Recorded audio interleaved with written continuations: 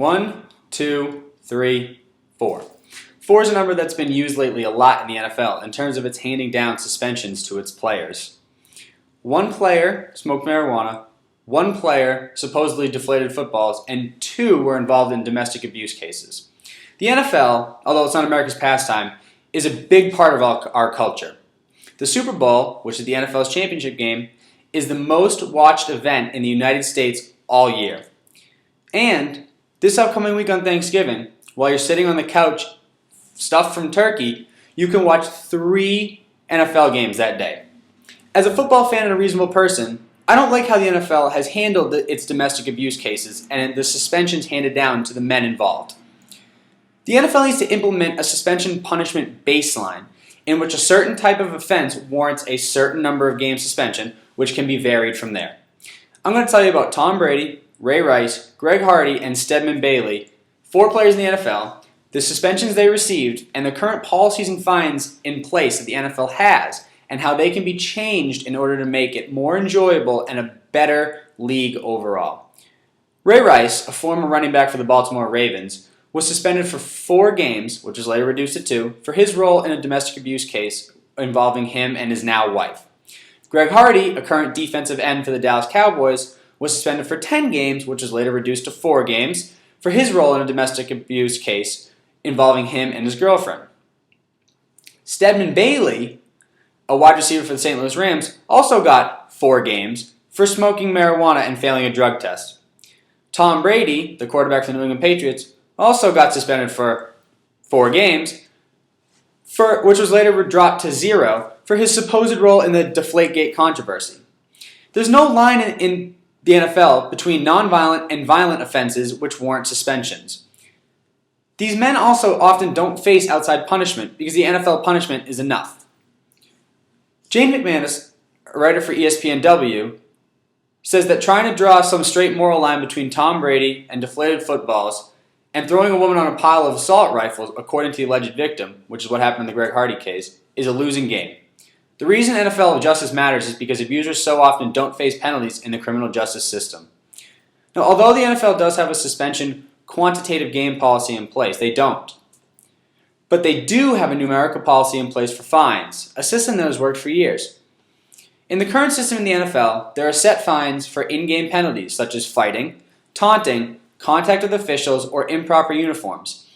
If a player is found guilty of one of these, they are fined a certain amount for their first offense and a certain amount for their second offense.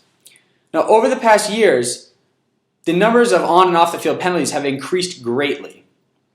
All the money collected from fines goes to charity, which is a policy that has worked very well.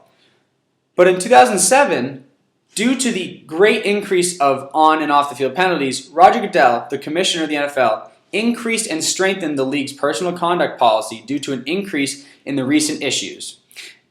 Now, USA Today published an article about this, and they said that the policies were increased, but still needed to be more. Now, even though it was a step in the right direction, they needed to go the next step to continue to punish the players for their worsening offenses.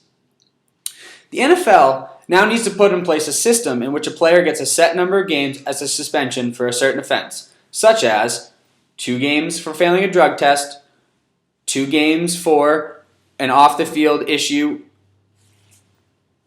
of a varying nature, 6 to 10 games for a domestic abuse case, and 1 or 2 games for the less minor offenses. Now, they did put in, after the Ray Rice scandal, they did put in a policy that said that players will get 6 games for their first offense and a lifetime ban for their second offense in a domestic abuse case. But this needs to be furthered and implemented for other offenses and not just that. Roger Goodell and the collective bargaining agreement have to change their policies so that Goodell also does not determine a suspension on his own. It should be set in stone as a policy. The numbers just recently have not matched up to the suspensions given out. In a different article, Jane McManus again said the number of games given to Rice was less than the suspensions given for most other infractions, such as substance abuse, steroid use, or DUI offenses, because those are determined under the collective bargaining agreement. This doesn't work.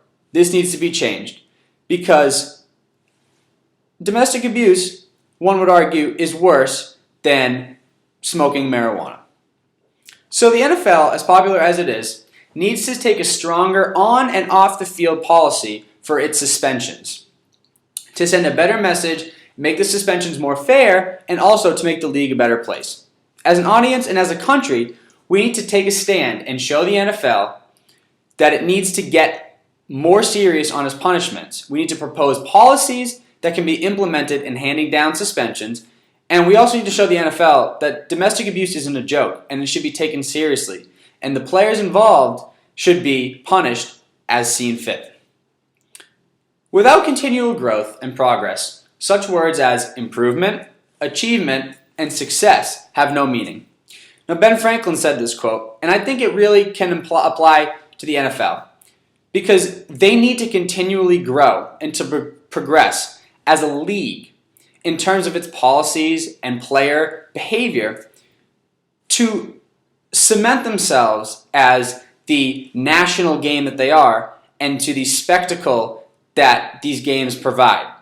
Because in reality, football is a huge part of American culture, and we need it to be better to make this country a better place.